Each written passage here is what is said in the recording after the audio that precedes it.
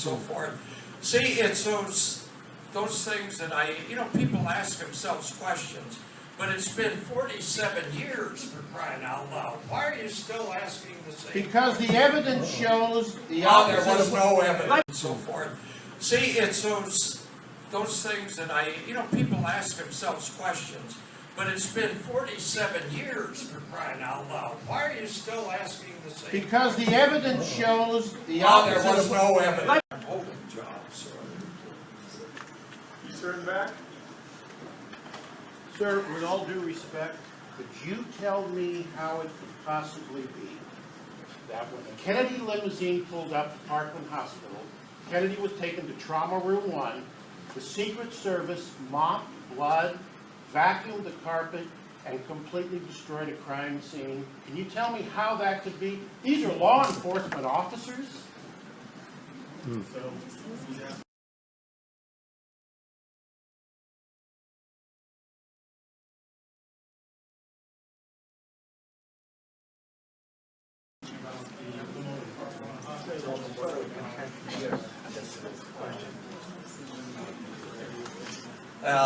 I wouldn't say the car was cleaned up. They put the plexiglass top on it, and they saw a bucket of water there. I don't know what happened, but the car was thoroughly checked when it came back.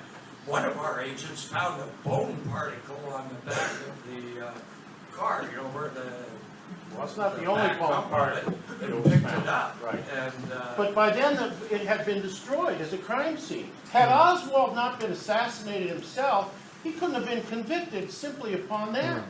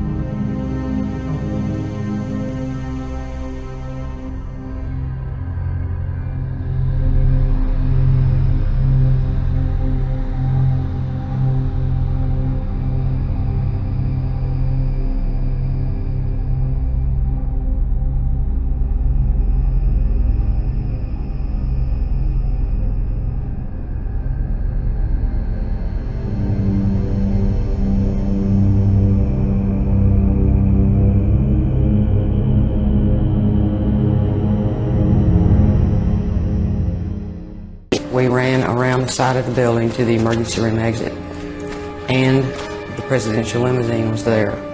Had been staying there for some time just watching the back of the emergency room when I realized that there was a bullet hole in the windshield.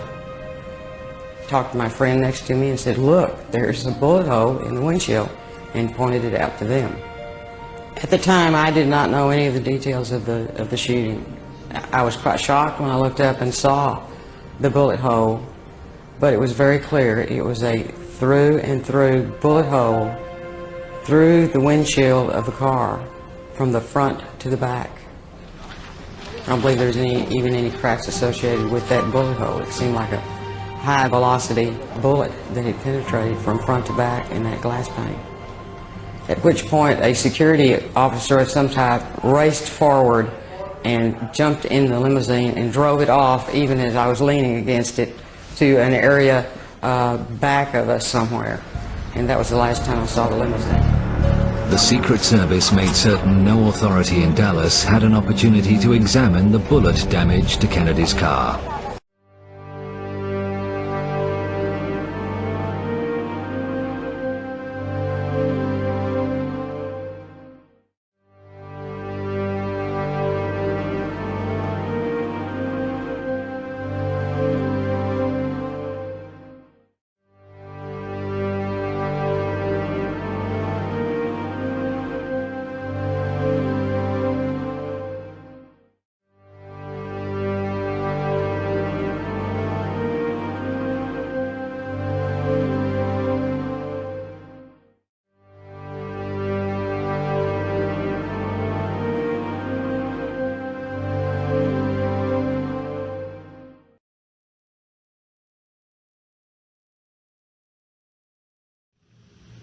I noticed that there appeared to be a bullet hole in the windshield on the driver's side, a couple of inches, over the hood of the car.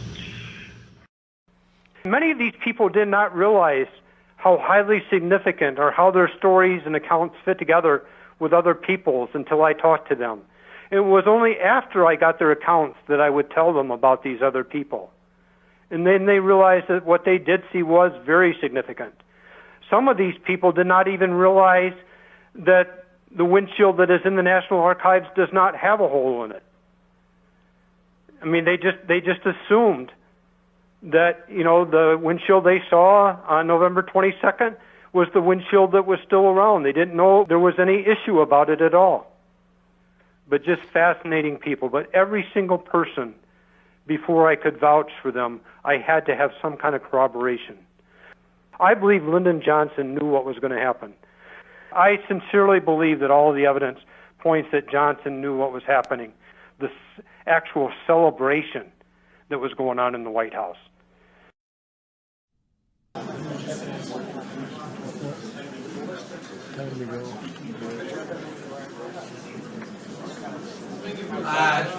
No, there was enough evidence, so don't worry about the crime scene in the car. The second, all right, I know you're That's enough. I'll talk with you afterwards.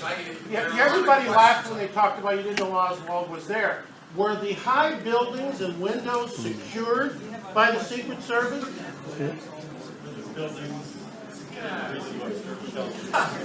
We had 34 agents. We had 5 agents on the White House detail. They were sitting in the car.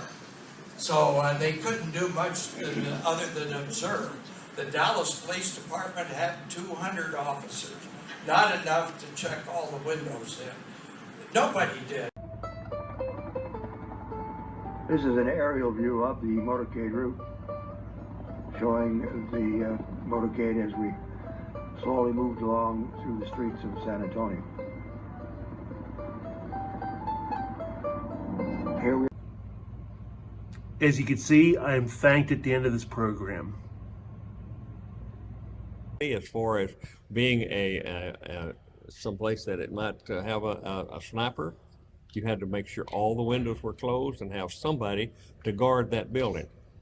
We didn't have that kind of people, so we had to go like to the Fort Worth Police Department.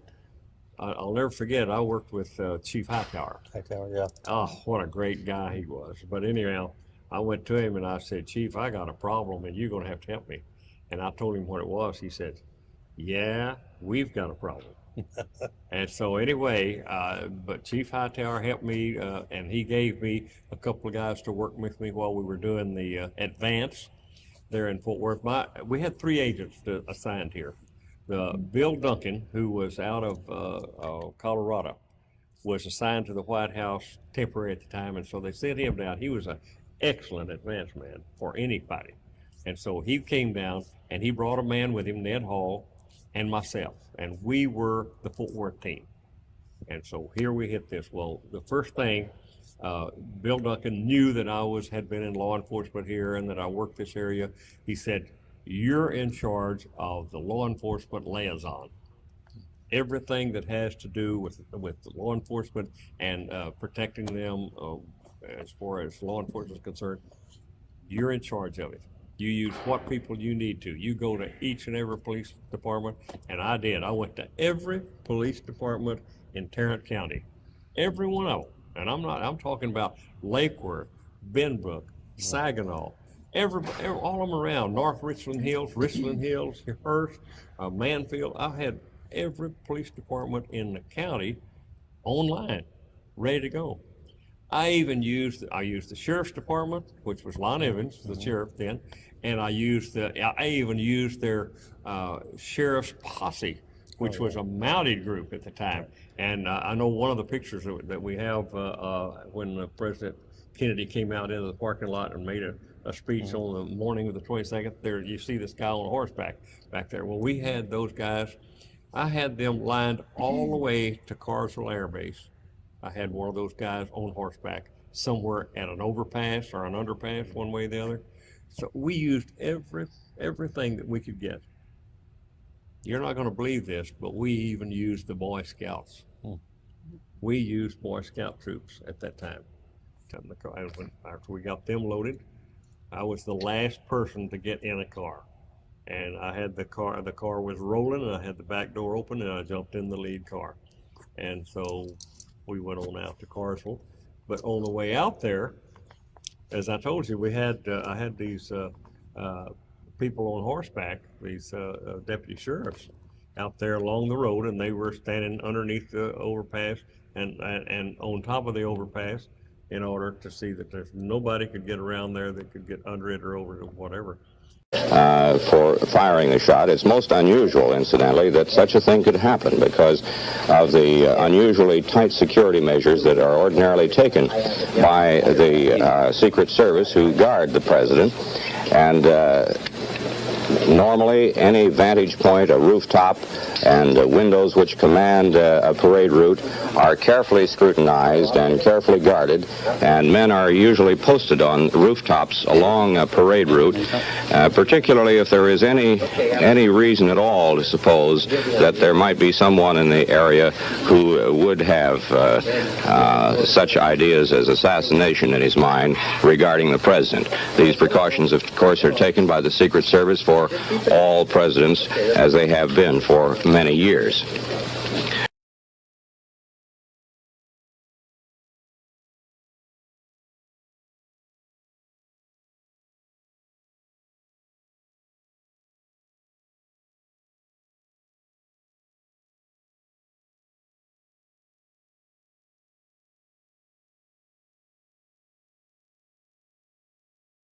You know, that was the day before air conditioning. So you had raising windows and so forth.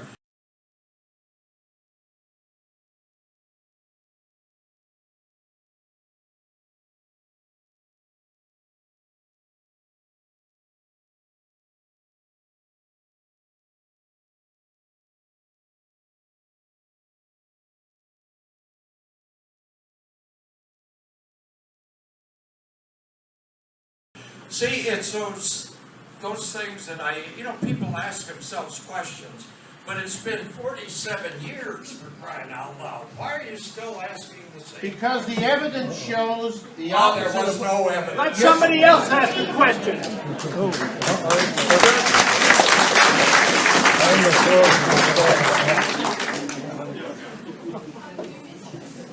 Not enough to check all the windows in. Nobody did. You know, that was the day before air conditioning. Not enough to check all the windows in. Nobody did. You know, that was the day before air conditioning. No, there was enough evidence, so don't worry about the crime scene in the car. No, there was enough evidence, so don't worry about the crime scene in the car. No, there was enough evidence, so don't worry about the crime scene in the car and so forth. See, it's those things that people ask themselves questions, but it's been 47 years for crying out loud. Why are you still asking the same? Because the evidence shows the opposite. There was no evidence and so forth. See, it's those things that people ask themselves questions, But it's been 47 years for crying out loud. Why are you still asking the same? Because the evidence shows the Well, there was opposite. no evidence. We had 5 agents on the White House detail. They were sitting in the car. So they couldn't do much other than observe. The Dallas Police Department had 200 officers. Not enough to check all the windows in. Nobody did. We had 5 agents on the White House detail. They were sitting in the car. So they couldn't do much other than observe. The Dallas Police Department had 200 officers. Not enough to check all the windows in. Nobody did.